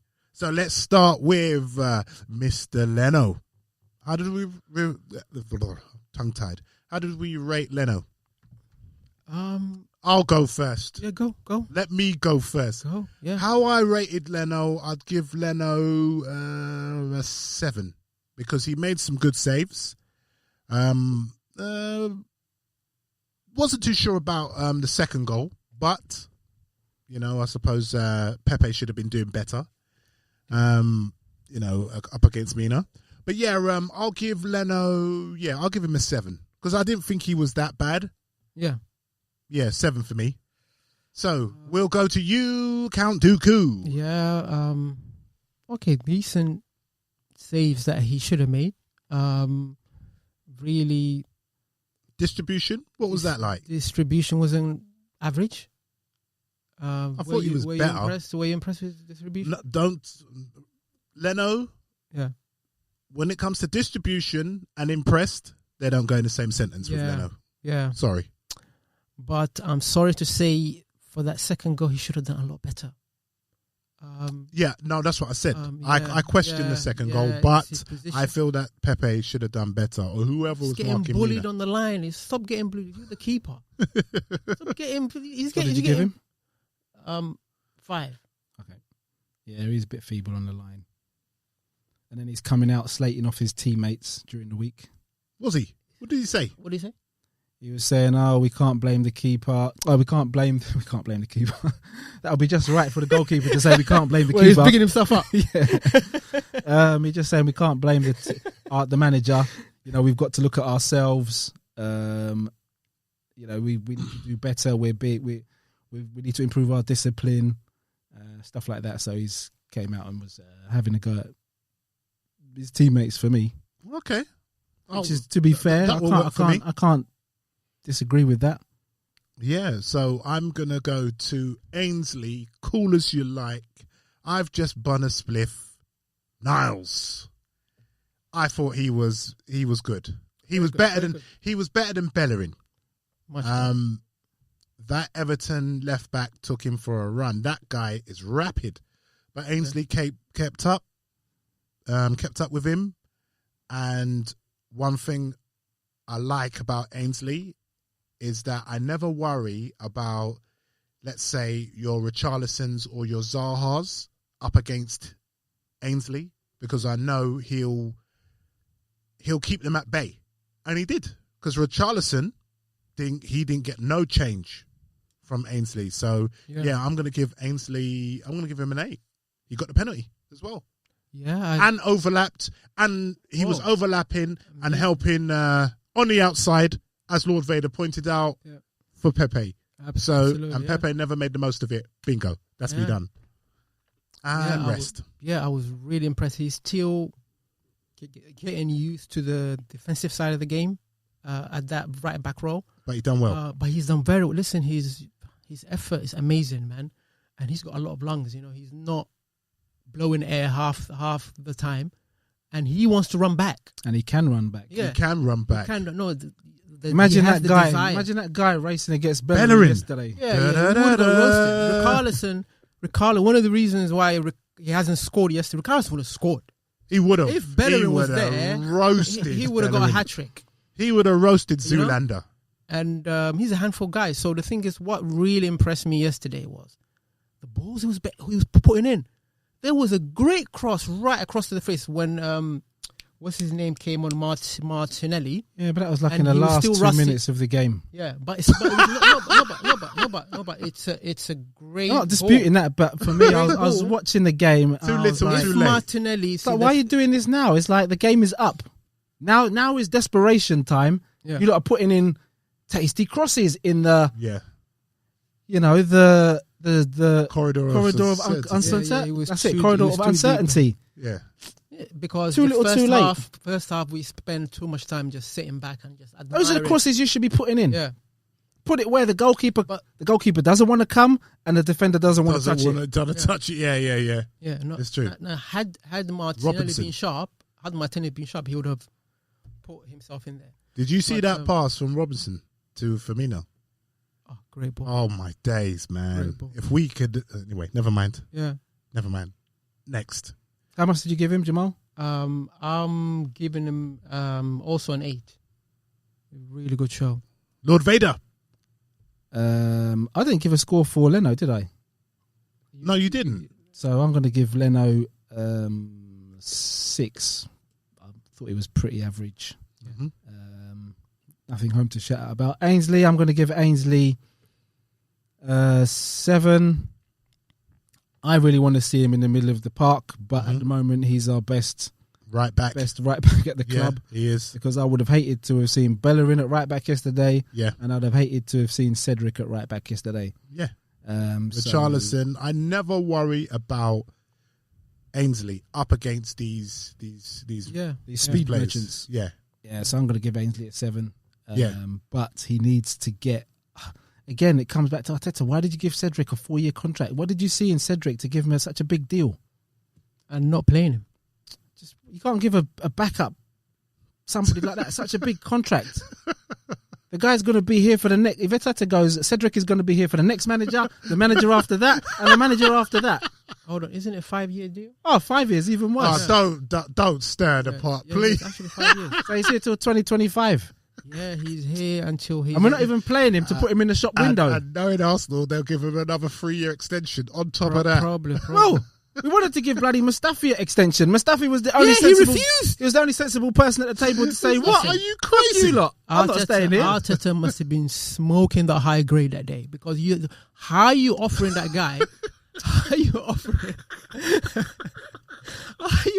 We're trying to get... Everybody's trying to get rid of him. Memo to Arteta. We're trying to get rid of that guy. Please. Yeah, man. No, but he knows, man. He knows. And thank you. He refused. Big shout out to Mustafi. Squadron Mustafi for rejecting him.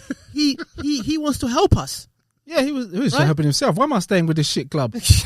Don't fucking offer me a contract. Fuck you. You're taking the piss. No, thank you very much, Mustafi.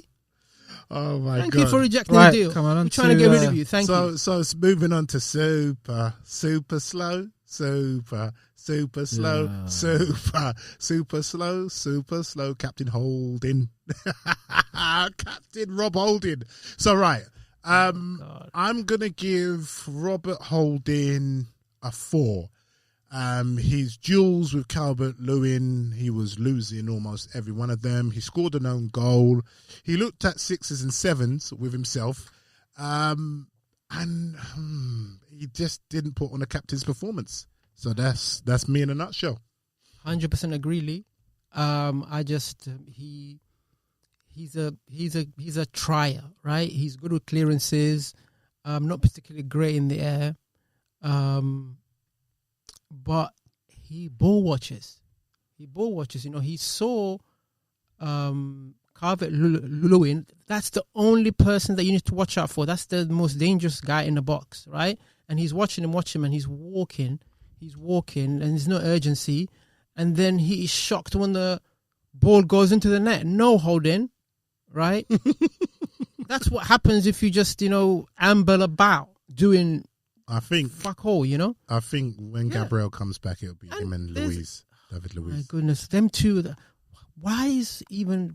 No, it will be Holding, because he's rubber stamped this guy into his team by giving him the armband. No, that's only because that's Aubameyang. Temporary, because Aubameyang had an injury. He'll play. I don't know. I don't think so. Write it down. This Holding will start against December. Chelsea. I bet you when Gabriel comes back, it'll be him and David Luiz. I bet you. All right. The two Brazilians at the back. So, what are you giving him anyway? I'm giving him a 3. A 3. Okay. Terrible player. Lord Vader. What are you giving him? Going to give Holding a 1. Oh, man. I was annoyed that he had the captain's armband. So I was already on Holding watch as soon as I saw that. I was like, okay, well, let's see what you're going to do as captain. Is the armband gonna improve your game, or is it gonna weigh you down on your left-hand side of your body? So you thought it was going to be the equivalent of an Asterix potion? Well, it's just like Asterix and Obelix potion. The armband doesn't fit everybody. Not everybody can be a captain. Yeah. The captain's armband at Arsenal has been dished around like an old prostitute. Yeah, it's true. Given to everybody. True. Everyone. And just to keep certain players at the club. Hold on. It's like... Hold on, you don't mean... You don't... The best player doesn't have to be the captain. It's true. Captain has to be a leader of men. You don't say, right, you're my best soldier, I'm going to make you my general. You've had X amount of kills, you're going to be a general. No, you're good at killing people. You just carry on doing that. You're great at striking. You carry on doing that. You're a great ball winner. You carry on doing that. But this man over here is a leader of men. Yeah, it's true. And the thing is, when shit hits the fan, that's when you want a leader of men. Yeah. Because all well and good being a captain when things are going well, your sunshine football, step overs, and doing your stupid laugh. Not talking about anybody in particular. No names, Aubameyang. Lacazette. When the shit hit the fan, where was your giggling and your laughing then? Yeah, it's true. Where were you coming out to for the fans to see you? Yeah, No, you went missing. yeah. So, for me, Holding's performance didn't warrant a captain's armband, didn't warrant a captain's performance. Scoring an own goal in such a fashion, like you said, was because you were not switched on. I have nothing more to say about Holding. Oh, did you enjoy that free kick in the second half when they took the free kick and he just watched the guy walk past him and he almost scored Keane? No, I don't remember that. Yeah. Don't force him to give a zero. So let's just keep it moving. All right, so we're moving on to David Luiz. I thought David Luiz had a brilliant game. I want to say brilliant. Am I over-exaggerating? No, I felt that he tried to be a leader of men. I felt he was trying to, the accountability, he was trying to, grab the bull by the horns. And I really felt that he was trying to create, even though that's not his job. His job is not to create. But he was trying, I can't fault him. I'm giving David Luiz 8.5, man. I have to score him high because he was really trying. Yeah, I Earth to Jamal. Yeah, I ground agree, control I agree, to Jamal. I agree. You feel more secure with him there, because he's good on the ball, and while as the game went on, you hear his voice. You don't hear Holding his voice, right? He is the talking in that team. You don't hear anything from our team. Yeah. All you hear our team do is scream when they get tackled. Ah! That's all I hear. I think Lacazette leads that race. I'm just screaming. I think He's the leader in the screaming chart. I think Ceballos is the leader of that. Yeah. Lacazette I'm going for. Yeah, so I agree with you. Passing, tackling, duels, everything that you want in a defender, he was him. So yeah, what do you give him? 8.5? Yeah. I would give him 8. Yeah, I'll agree with you, Lee. I give Jamal, I'll give him an 8. I'll agree with everything you said, Lee. I thought he was the one person at the back who was trying something, carrying the ball so far up the pitch, up to the edge of their penalty area. Ceballos. Carrying the ball all the way up to the edge of their penalty area. Yeah. And nobody's moving. No one's moving for him. A bunch of statuesque divs we have up front. Yeah, and I loved his throwing out the Everton player for the sub.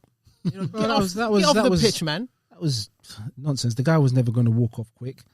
If anything, that was foolish from him because the guy could have just fallen down and then he'd have just got a yellow card for nothing. Yeah. But keep your hands to yourself. It was his compatriot, so I think he knew he could do that. I think they know each other. So, he's his teammate for Brazil. Yeah. But, for me, I'm going to give him an 8. And I think the centre-back pairing should be Luiz and Gabriel. Gabriel. I was going to say Holding. You was just about to say Holding there. Holding, because I'm looking at Holding's name. But, yeah, Luiz and Gabriel play 4-4-2.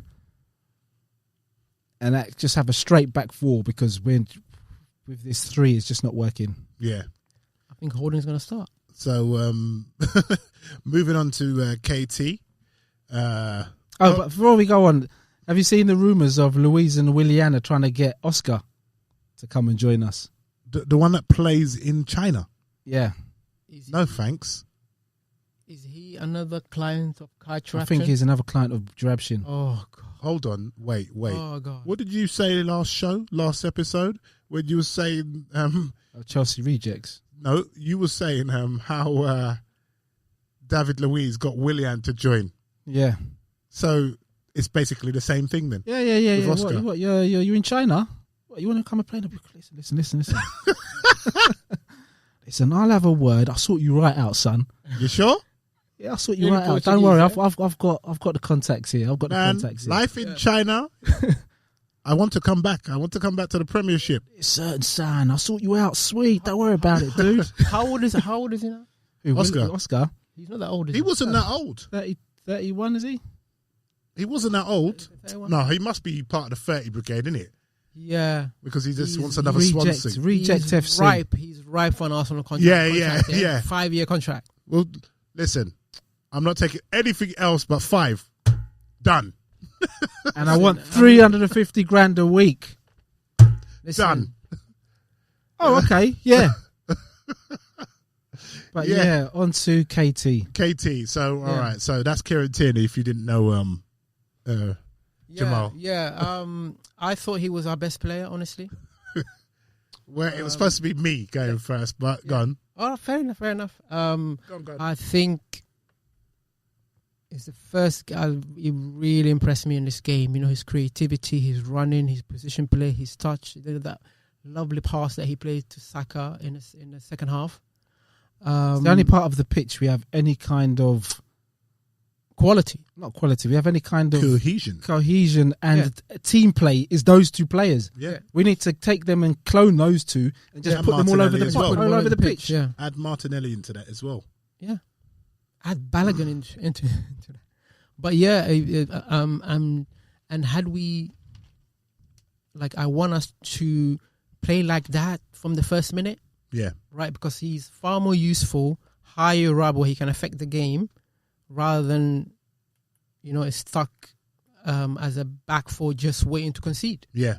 Right, so when we push forward and we take the initiative, we look like a good side, but we just don't do that enough. Yeah. Right, and he's part of that. He's part of the reason why we actually look like, you know, might get a chance. Yeah. Because his creativity, his drop of the shoulder, his crossing is good now. Yeah. He's a lot better on the ball. Recent weeks he hasn't been great on the ball, but I guess Everton he was on it. So I'll give him a 9.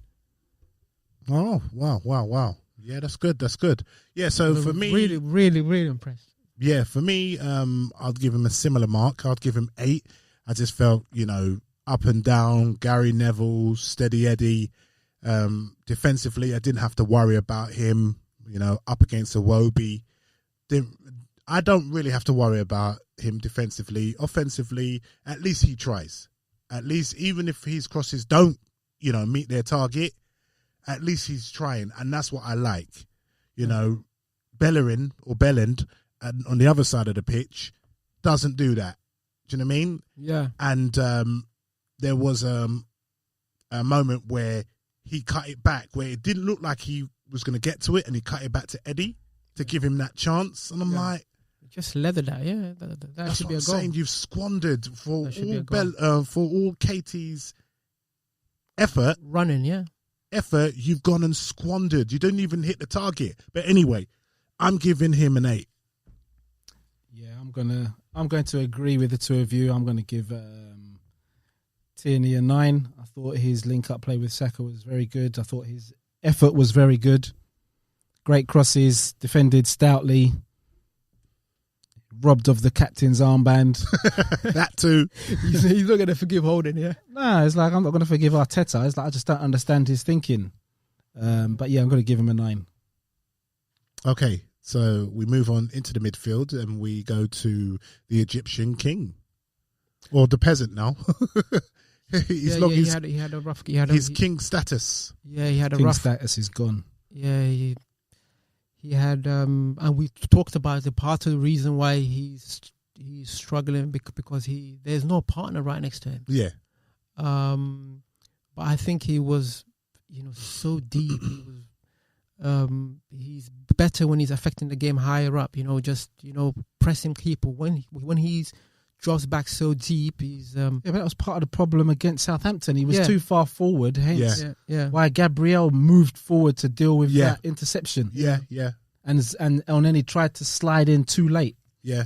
I've played in teams like that where I've been a centre back and the middle has been vacant and I've had to move into midfield to rescue, to intercept. So I can understand. Not saying that I played at a professional level. I'm just saying at grassroots level, I can understand why Gabriel would, because he thinks he can intercept. He sees the interception and says, it was a lucky ricochet that the ball fell his way. Yeah. Because he did get there, but El Neni sliding, the ball came off El Neni and pushed went into it out the of his path. path. A lot of people blamed Kieran Tierney for not getting close to Walcott. No, that was the action was too quick. Yeah, and Theo's rapid. yeah, But yeah, it's not one of his better games. His passing wasn't great. He just looked leggy in that game. Like he didn't have the same energy. So I just keep him an average 5. mm-hmm. He didn't pull up any trees in that game. Yeah, I'm going to give Elneny a 6. Yeah, I didn't think he looks lost to me, and I think that he does better with Partey beside him. Yeah, so that's me. Yeah, I'm going to give Elneny a 4. It's all well and good scoring screamers in the Europa League. In fact, I'm going to give him a 3. I'm going to give him a 3. You had to bring that up. Well, it's like, I don't care about you scoring screamers and celebrating like you just scored the winning goal in the World Cup. Do it in the Premier League where it matters. Take some shots in the Premier League. Oh, Lord Vader. You know, what's the point in doing it against Mulder and running around and celebrating and pointing at the sky? That doesn't count. Is it Mulder? Mulder. I'm just saying. I'm just using them. Yeah, It was I'm just using them as a great strike, by the way. It's a great strike, but that's basically a free strike. He wasn't even there to actually take a shot because he left it for Willian to do those honours. What about when he gets the ball? drive into the middle of the pitch. Do something. Not in the middle of the pitch. Drive into Everton's half. Yeah. Take somebody on. Get a foul. Do something. Not just passing the ball sideways and backwards. Yeah. Yeah, he was dropping to the back 4 and he was... Yeah, it was just annoying the hell out of me. The trio that we have in the middle of the pitch, useless at creating anything. Yeah, I'll agree. We move on to the other donut. Right, so Ceballos. Mr. Spinning Top. So Mr. Spinning Top, I'm going to give him a 3. He puffed that he couldn't blow Everton's house down. He was trying, but not getting anywhere. Spanish. We got the Spanish Vinny Samways and we got the Egyptian Vinny Samways and we have the Swiss Vinny Samways all in one bloody team. Man, I think Vinny Samway's work rate and passing succession was better than all 3 of them. So I wouldn't even put Vinny sideways, in this conversation. What did I give him? 3? 3. Yeah, it's a 3 for me. Spinning Top 3. El Viva España. Listen, he wasn't terrible, but he should be... What are you talking about, Willis? Yeah, he has the creativity role in that midfield. He should be creating, right? And he's you just look at what you excel at. What do you bring to this midfield? Yeah, what does he excel at? Yeah. Well, passing sideways. Yeah. Well, so I have to put my hand up. Yeah. And I have to say, you know what? I was waxing lyrical about him saying he was good last season. year. We all were. Yeah. I now have to just eat my words and say go back to Madrid. Oh, yeah. Madrid don't even want him. Yeah. Real Betis then. But no one wants him. Just coming back. No, that Southampton game when he went through and you're saying, please take a shot. Please take a shot. You're into the penalty area. It's a great chance. Score, and he just takes a tumble. Yeah. How quickly things change. Isn't it? In the summer we were saying, let's hope Danny Ceballos signs. Yeah. Now it's like, hope Danny Ceballos goes off. Yeah. Yeah, it's funny, isn't it? And I have to stick up for him. There's a good player there, Gab. There's a good player there. There's a good player there, but he's just, because of our confidence level, because everything is doom and gloom right now, he's looking towards senior players and he's not finding any. Yeah, we are forgetting his age. Yeah, he's 20, he's a 21, young player, isn't he? and he's going into he's away from home, right. So I give him. There's a good player there, but he's not helping him. So you're not showing it at all, right? So he should be providing the assists. He should be scoring goals, but nothing. And what are you giving him? And he's very weak on the goal. You know that point that you made on a corner, weak. right? He's a weak player. So nothing more than a 3. Yeah. Nothing more than 3, and I'm being generous. I'm going to agree with the two of you and give him a 3. And I really like the guy. I can't see how he's even at Real Madrid. You look at the caliber of player that plays for that club. I'm not surprised Zidane shipped him out. Zidane's probably thinking, how the hell are you at this club? They're trying to give us Isco now. Cast-offs. We need to stop. If we're going to go anywhere, we should start looking at Red Bull. Yeah. Red Bull and their caliber of player they come through. But I'm not impressed with Ceballos yesterday. He's got no tenacity. That tenacity that he had last year is gone. Yeah, he doesn't shoot. Can't play the ball round the corner. Yeah, everything's always inside of the foot. Can't do like Tierney's little outside of the foot flick to Saka. Yeah. I watched that guy Buenida from Norwich. Yeah. I know it's a different level they were playing Cardiff, but the guy, he uses the whole of his foot. You know, he drew about 4 players towards him. He had the ball. He was causing them such problems. He had the ball. About 4 players closed in on him, and with the outside of the foot, he took all of them out. Yeah. There you go. He's a good player. Just quality that we don't have. Everything for Ceballos is slow. Touch, pass, sideways. Yeah. So what do you give him? I gave him a 3. Next. Okay, so we're going to Willian, your man, the Conqueror. Will I Am. Nothing. He's nothing. Again, if you need to go, I'm just looking at you're not helping yourself, Mikel. Playing this guy, the best feature about him is the afro, and he's not.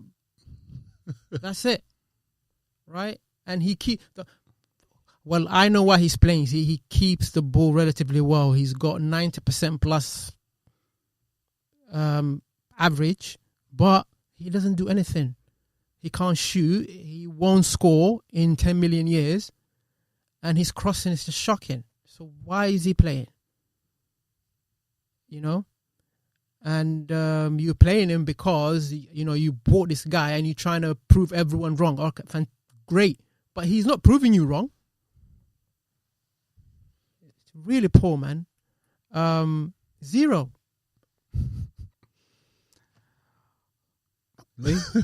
All right, so 0 for the first half performance, but that first half he had the least touches of any Arsenal player this season. Yeah, so the first half of performance, he was non-existent, but he did raise his game in the second half performance. It didn't really have much effect what he was doing, but I would say the reason why I would give him this score is because in the second half he tried. So I'd give him a 3. How he finished the game is unbelievable. Like, you just looking at that game and you're thinking is take him off. Yeah, but I really don't bring think Mustafi on. Mustafi is more likely to actually score. I didn't think Arteta had much choice. Bring Mustafi on, put him in where Nketiah is. At least he actually might win a header. Right? You're not gonna get a goal with Willian. Forget it, Mikel. Willian couldn't score. You're not gonna win. If he had who was last on the bench? 10 games. Our bench wasn't looking that slick. Who was on the bench? Look, I'm just looking at the bench. Okay. Smith Rowe, bring him on. Right? I will even bring it on Bellerin and move Ainsley in midfield. Bring Kolasinac on. Bring Mustafi on. They're more likely than Willian, honestly. No, like Mustafi and Bellerin are duds, man. There would have been errors. Keep it as it is with Willian. Not with those names you mentioned, apart from Smith Rowe. Smith Rowe. Mustafi and Bellerin. All those crosses, Mustafi is more likely to score, honestly. Bring Suarez on. Well, you have options. I'm going to give Willian a 0. I'm just fed up with this guy. I don't see what he brings to the club, or to the team, I should say, rather than the club. I don't see what he brings to the team. And Arteta is hanging his hat. Yes, he didn't have much choice, but where is Nelson? why was Nelson left out of the squad? Nelson's doing training. Surely Nelson is worth taking a risk on him for 45 minutes than playing Willian for a whole 90. Mm-hmm. So, yeah, Arteta's not helping himself. Balogun? Where's Balogun? So, yeah, I'm going to give Willian a 0. Next up is Pepe. 72 million, by the way. 72 million. Yeah, he's looking like a great buy. Again, he didn't cover himself in glory. Good penalty, which honestly, when I was like, it fits our season for him to miss that penalty. He could hardly miss. Bloody Pickford dived before Pepe even kicked the ball. Yeah. Pickford, who's a terrible goalkeeper. He almost gave us a goal, but we just didn't take the chance. He was like, yeah, here, you can shoot over here. He dived to the left as Pepe was running up. Yeah. Listen. What goalkeeper does this? Listen. Gabriel, you were saying, don't miss this. Oh, absolutely. Don't miss this. No, I knew Pepe. I had a feeling he was going to score because he takes penalties. No, I wasn't confident. I wasn't confident. Like the way that our season is going. Yeah, true. The headline's already been written. No, but for Lille, Pepe misses he used to take penalties, glorious penalty, right, to down Arsenal. You know, he didn't. He ran around. Not much quality on the ball. Did he? Yeah. No relationship with his right back. And just looking at it, you're just not helping yourself at all. So I'll give him a 3. I'm giving him 0. I thought he was awful, woeful, and any other thing you can attach to the awful and woeful. He offered nothing. He was frustrating when he was. Scored a penalty. I don't care. Well done for scoring the penalty. Yeah, well, I'll give it to Maitland-Niles because he won the penalty. Anyway, he done nothing. He offered nothing. He was poor. If you say Willian was poor, Pepe was poor. No end product. And everyone, not everyone, but people were saying, to keep him on. Nah. Yeah, I didn't mind. Out of him and Willian, they could have gone. But Pepe was poor. He offered nothing. Anyway, over to you, Lord Vader. Yeah, I'm going to join you in the 0 brigade. I can't stand Pepe. I've seen us. Well, for me, I saw what he was early, which is what did I have him down? I wrote a load of description. Pepe is awful. He's lazy. He's cowardly. He goes missing. He doesn't want to jump when the ball's in the air. He does these half-hearted challenges when, it's a 50-50. You can get a flick on. Anything can happen from these flick-ons. Make some effort. It might not be your strongest part of your game. Heading was never my strongest part of the game, but I'd always challenge and, a few times actually won a header. Mm-hmm. And it something came from it. Yeah. Make an effort. You don't know. You might flick the header. The defender might come over and slip over and then you're in on goal. But if you don't make any effort, you know what's going to happen? They're just going to win the ball.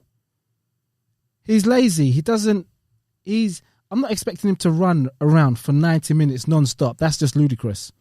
That's an impossibility. But you're a highly trained athlete. You know how to take breaks in a game to build up your stamina again. Yeah. So, you can see when players press high. They press high, then all of a sudden the team has a tempo where they bring the game down and they slow it down so everybody can get their breath back. Yeah. Pepe doesn't press consistently. He might go and press for 1 or 2, and then the next time the ball's out there, he's ambling over. Yeah. This is not the hallmarks of a top-door player. Yeah. You have to be consistent in his pressing. Yeah. His crosses and his shots are non-existent. He has no right leg. He has no. It's just a. The ball comes to him. He slows the play down. Yeah, he does because he wants to get it onto his left foot. Yeah. Go past him and then cross it with your right foot. We said this last season, but he can't do it because he has no right foot. Is his days numbered? His days are numbered for me. Days numbered for you, Jamal? No, is there a player in there? Numbers. How do you compare him to him and Ozil? Because those characteristics. They sound like Ozil's. Ozil's a much better player. Ozil's a better player than Pepe. How would you place them? He is. I'd put them level pegging at this point in time. Yeah. I'd say they're the exact same player. No, but at least Ozil offers something. What does Ozil offer? We had this. We don't want to go over ground. No, I would. Ozil at this moment in time would probably give us something up front, but in these games against Everton, they would probably kick him out of the game.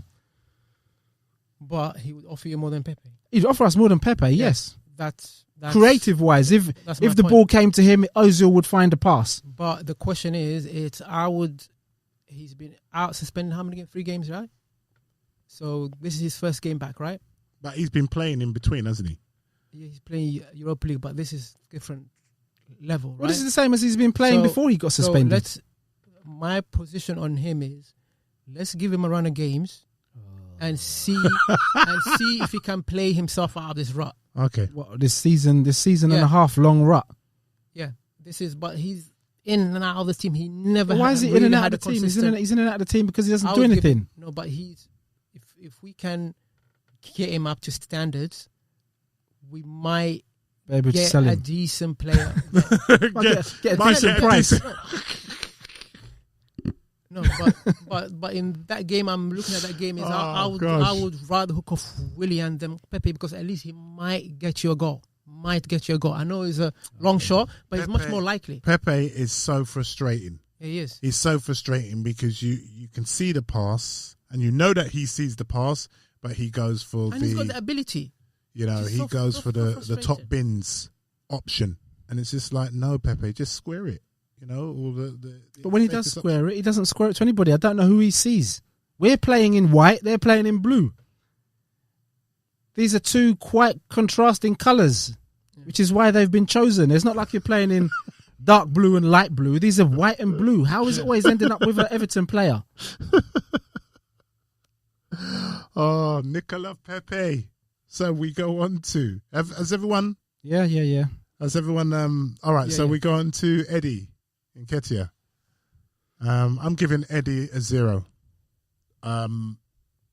I understand why Arteta has chosen to pick him, to select him, because Lacazette has been and would have been a 0. Yeah. Lack of threat would have been a 0. So with Eddie, he's just proving why he needs to get out of the club because he's not pulling up any trees. I don't see his career flourishing. I don't think he'll prosper. And like you said, Gabes, he's just a goal poacher. Yeah. And sorry, long gone are the days of the Gary Lineker and the Inzaghi's.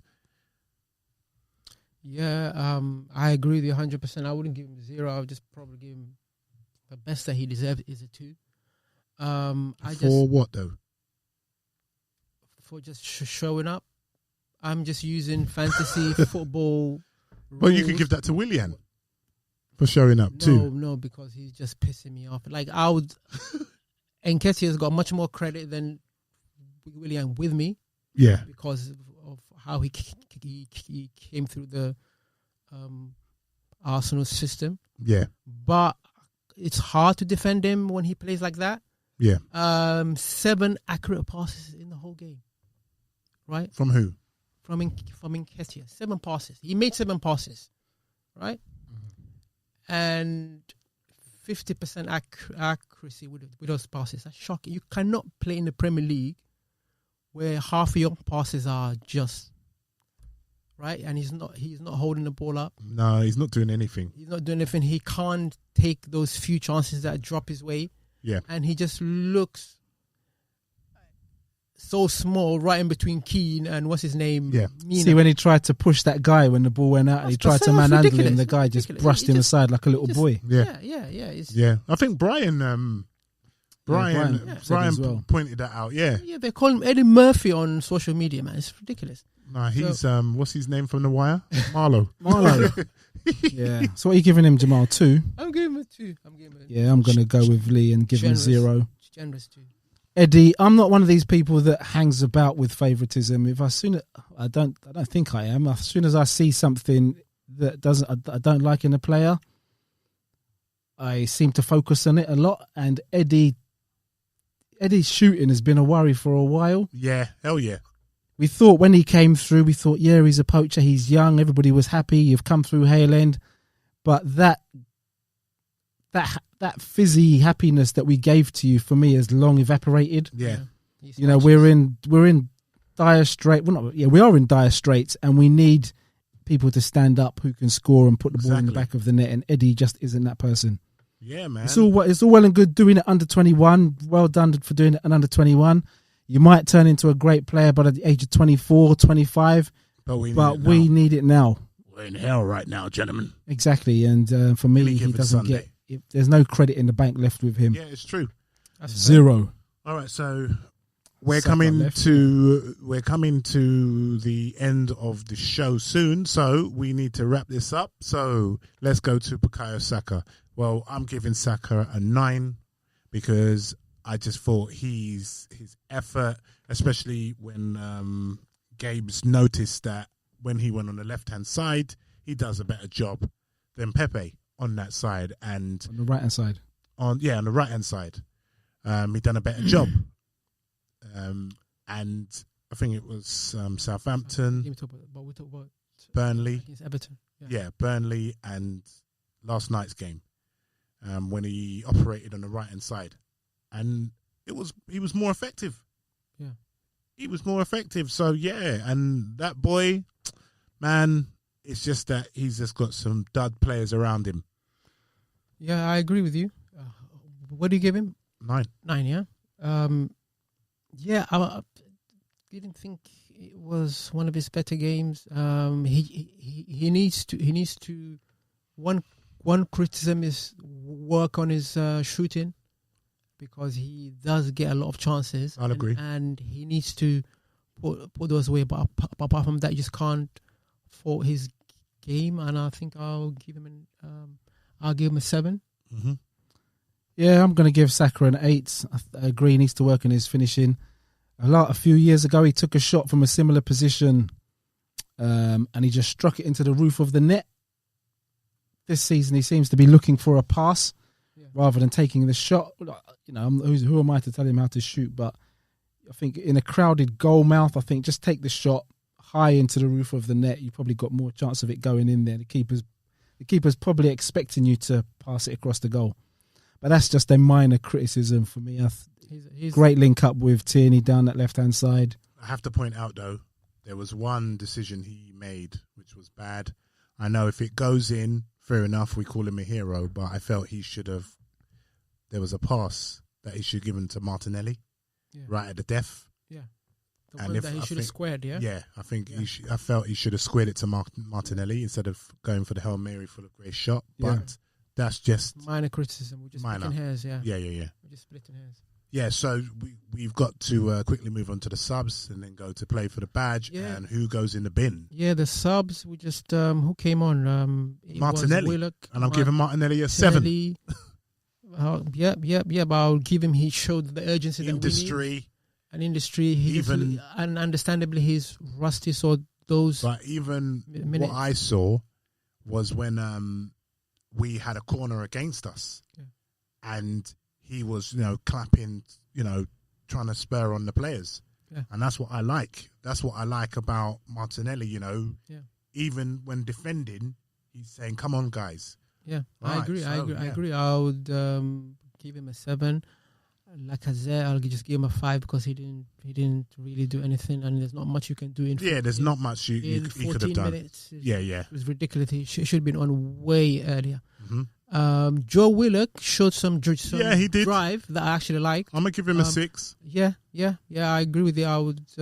He tried. Give him a 6, and it was interesting that he hooked the one of the centre midfielders off. Yeah, and he put him in, and there was no difference really. Yeah. So yeah. So what we giving the manager? I would just give him an average 5. I thought there was a lot of he didn't cover himself in glory with some of the selections, and he needs to get rid of certain players. Just don't play them at all. You're just not doing yourself any favors, Mikel. So yeah, I'll just give him a generous. No, I'll just give him a 4 actually. I'm giving him a 3, and that's it from me. I'm going to give Arteta a 2. I was mightily unimpressed. I'm going to give Willock a 4. Not impressed with Willock. Needs to go. Lacazette, when he came on, I'm going to give him Not impressed. Another 4. And Martinelli, I'm going to give him a 7. Just everything that we need. Everything that we need, I should say, at this moment in time. Yes. So, who played for the badge? Just quickly, who played for the badge? Saka, KT, Louise. Yeah. I'd agree. So we're all unanimous in decision. Yeah. Okay. So, just quick predictions. So we've got Man City Tuesday, League Cup, and we've got Chelsea on Boxing Day, Saturday. So, I'll go around. Right, what I think we'll do, I think we'll win. League Cup, Man City. I'm going for like a 2-1, a 3-2. So 2-1 I'll go for in that game. And then Chelsea, I'm going for a big brazen 3-2 to us. 3-2, wow. I'm going 3-2, man. I think midweek we will... Martinelli brace. We will probably win. I'm going for Martinelli scoring in both games. Yeah, we'll probably win. And for the weekend... what's the score, Jamal? 2-1. 2-1. And for the weekend, we will draw 1-1. I'm going to go for a Man City 2-1 loss to them. And then against Chelsea, I'm going to go for a 2-2 draw. Okay.